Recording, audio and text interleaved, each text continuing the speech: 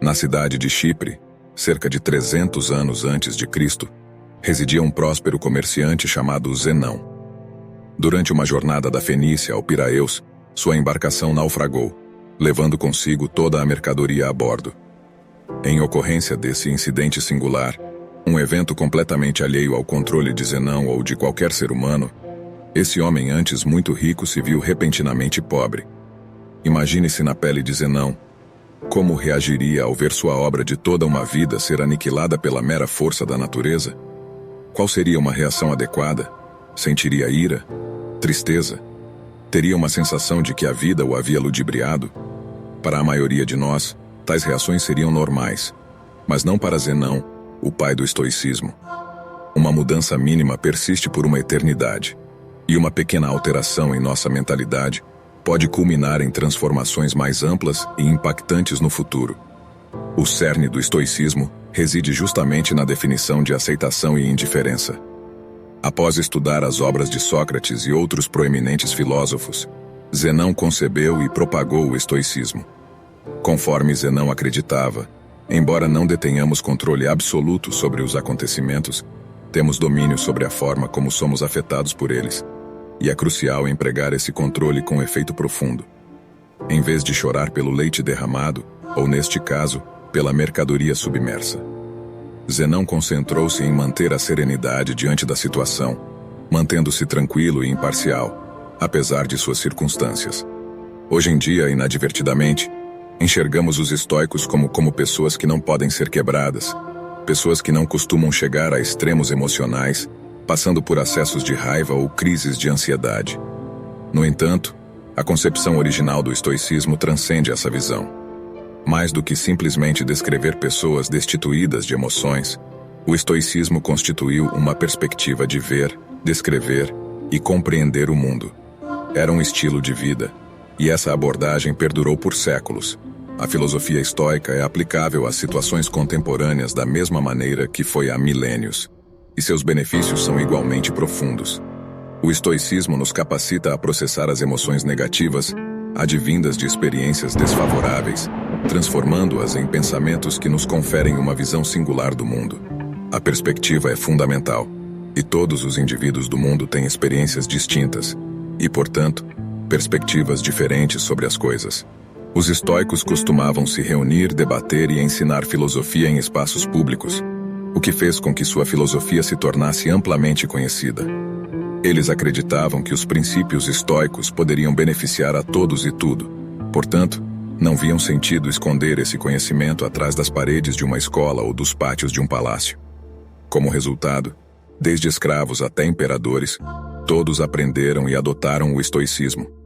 Entre os estoicos mais influentes da história estão Epicteto, cujo nome significa ganho ou adquirido, Sêneca, um estadista de grande destaque, e Marco Aurélio, um imperador romano e um dos homens mais poderosos que já existiram. Os primeiros inscritos do estoicismo praticavam o que pregavam, combatendo qualquer forma de segregação e liderando a luta contra a desigualdade. Eles até mesmo cunharam a palavra cosmopolita, que significa literalmente cidadão do mundo. Atualmente, quando ouvimos essa palavra, pensamos em cidades como Nova York, Toronto, Dubai e Londres, devido à diversidade que caracteriza esses lugares. Essa unidade e coexistência eram os valores promovidos pelos estoicos. Na época em que o estoicismo foi fundado, as mulheres não tinham permissão para seguir a filosofia, mas os estoicos discordavam veementemente dessa ideia. Musonius Rufo, professor de Epicteto, declarou: "Não apenas os homens possuem anseio e tendência natural para a virtude, mas as mulheres também.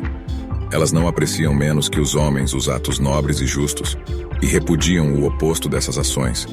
Sendo assim, por que os homens deveriam buscar estudar como viver bem, ou seja, praticar a filosofia, enquanto as mulheres não?" Mesmo em uma época em que isso não era popular, as mulheres foram autorizadas a aprender livremente sobre o estoicismo e se tornarem estoicas. Então, por que tantas pessoas adotam o estoicismo como estilo de vida? Em um mundo repleto de reviravoltas imprevistas, nossas emoções tendem a atrapalhar as coisas. Na realidade, não ficamos tristes apenas porque as coisas ruins acontecem conosco, mas sim porque somos pegos de surpresa por essas adversidades. A chuva, por exemplo, é gratificante ao cuidar das plantas e fornecer água ao gado, mantendo uma temperatura agradável. No entanto, quando estamos presos por uma sem guarda-chuva, a experiência não é positiva. Mas por que não choramos quando começa a chover? Porque, embora a situação seja desfavorável, aguardamos a chuva passar. Ela é inevitável, algo que não podemos controlar. Apesar de chegar, ela também passa e a luz retorna. O estoicismo nos ensina a esperar o pior resultado e encontrar contentamento sabendo que isso pode acontecer. Um dos exercícios estoicos é o desconforto voluntário, que envolve aumentar os sentimentos de gratidão. Dormir no chão da cozinha, tomar banho frio em vez de quente, ou comer apenas batatas por alguns dias são exemplos desse exercício. Isso nos ajuda a compreender que, não importa o quão desafiadora seja a situação, sobreviveremos e possivelmente prosperaremos se nossa mentalidade estiver forte o bastante. Por ser capaz de suportar essas situações desconfortáveis, significou prepararmos nossa mente para futuras adversidades. Num mundo onde somos constantemente bombardeados por anúncios, levados a acreditar que só seremos felizes se tivermos o próximo objeto de desejo, uma aparência específica ou uma determinada quantia de dinheiro. Essa mensagem é mais relevante do que nunca. Entramos no mundo sem muito conhecimento. Aprendemos em casa, na escola e observando o mundo ao nosso redor. O problema é que essas três fontes frequentemente nos ensinam de maneiras divergentes. A pergunta é: devemos internalizar todo esse conhecimento? Ao fazê-lo, corremos o risco de estabelecer expectativas irreais para nossas vidas, o que pode levar à decepção e insatisfação. Essa não é uma forma saudável de viver. Em vez disso, devemos nos concentrar em nosso próprio aprimoramento, realizando ações por nós mesmos e apenas por essa razão. Atrelar fatores externos, esperanças ou apegos secundários às nossas ações geralmente levam à decepção. Frequentemente tentamos preencher esse vazio com coisas externas, gastando dinheiro em um carro luxuoso, uma casa ou mesmo formando uma família. Às vezes fazemos essas coisas apenas por seu valor externo, não pelo valor interno. No entanto, o estoicismo nos ensina que, ao adotar essa abordagem, colocamos nossa felicidade nas mãos de forças externas que sempre podem falhar. Carros podem quebrar, desastres naturais podem devastar cidades e as taxas de divórcio continuam aumentando. No entanto, até as coisas gratuitas na vida têm um custo. Esse custo envolve o espaço, tanto físico quanto mental. Como uma vez escreveu Sêneca, aprender a viver com menos criará espaço em sua vida para as coisas que realmente importam para você. Assim, em vez de depositarmos nossa felicidade em aquisições físicas ou materiais, devemos ancorá-la em nosso valor intrínseco como seres humanos. Devemos escolher manter a calma, independentemente das adversidades lançadas em nosso caminho. Porque no final das contas não temos controle sobre a maioria das circunstâncias que nos envolvem, mas temos controle total sobre como reagimos a elas. Esta é a essência do princípio do controle, um dos fundamentos mais cruciais da filosofia estoica. Como Epicteto expressou, a tarefa principal da vida é simplesmente esta: identificar e separar as coisas, de forma que eu possa dizer claramente para mim mesmo o que é externo e não está sob meu controle, e que está relacionado às escolhas que realmente posso controlar.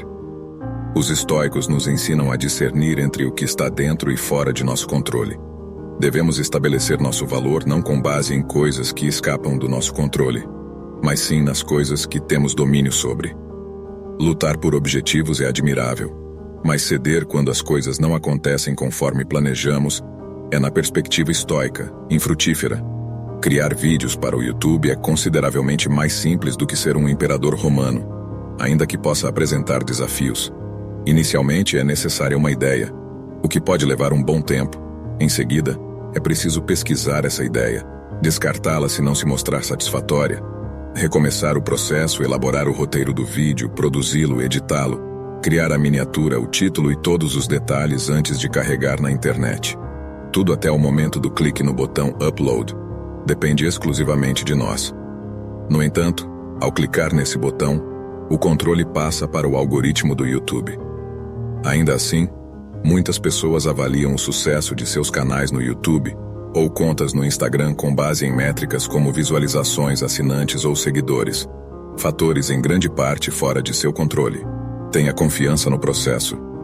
Viver com menos implica em se desvincular das amarras sociais que inadvertidamente assumimos. Pense em alguém que se empenhou intensamente no trabalho nos últimos 6 meses. Agora, sente que merece uma promoção e apresenta seu relatório de desempenho ao chefe. O chefe agradece, mas não concede uma promoção, e a pessoa volta para casa culpando o trabalho. Nesse momento, talvez não considere que o chefe poderia estar enfrentando problemas pessoais, outra pessoa poderia estar mais preparada naquele momento, ou a empresa poderia estar passando por dificuldades financeiras. Embora não conheça a razão, ainda se sente aborrecido. Se ele baseasse seu valor na qualidade do relatório de desempenho que produziu e continuar trabalhando com dedicação para alcançar a promoção desejada, poderia ter encontrado mais felicidade no processo. Com uma perspectiva certa, o objetivo não teria sido diminuído, mas apenas adiado. Essa reorientação mental é de importância crucial. Um verdadeiro estoico não mede seu sucesso pelo ganho financeiro obtido com seus empreendimentos, mas encontra conforto na ideia de que pode levar uma vida confortável sem todas as coisas que o dinheiro pode comprar. As 4 principais virtudes do estoicismo são sabedoria, coragem, temperança e justiça. A sabedoria envolve a habilidade de distinguir o interno do externo e a capacidade de escolher nossa reação diante dos acontecimentos. Nas palavras de Viktor Frankl, um reconhecido neuropsiquiatra austríaco que criou um método terapêutico chamado logoterapia, entre o estímulo e a resposta, há um espaço. Nesse espaço está o nosso poder de escolher nossa resposta. A coragem se resume em 2 palavras: persistir e resistir.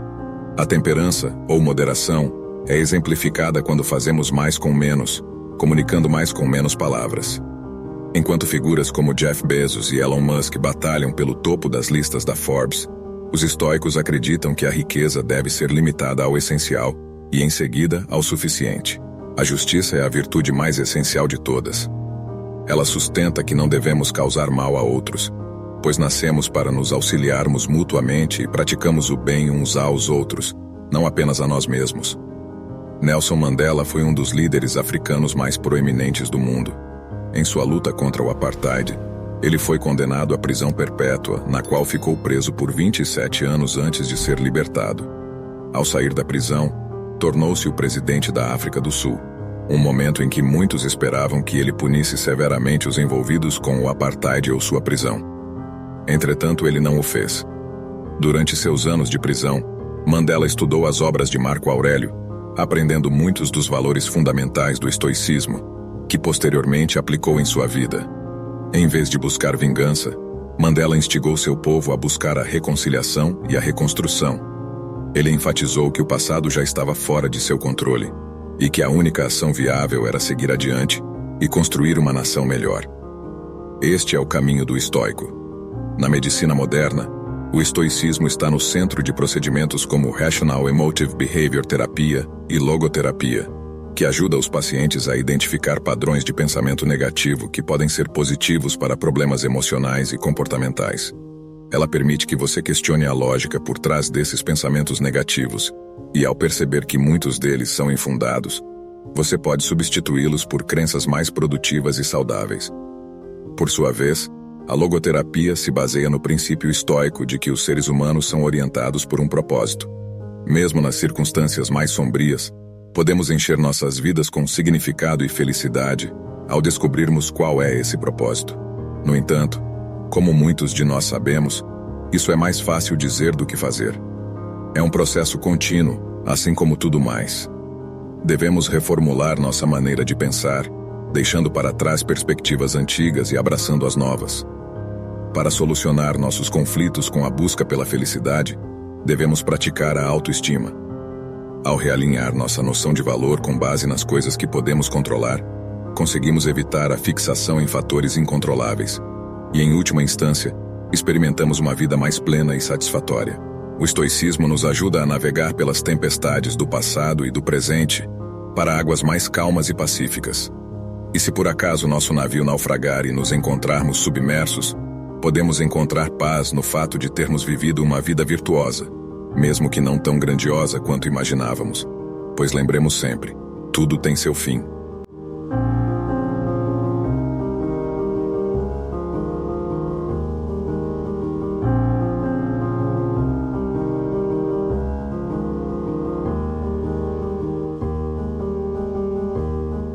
E para você, como a vida deve ser vivida? Vamos conversar nos comentários. Muito obrigado por acompanhar nosso canal.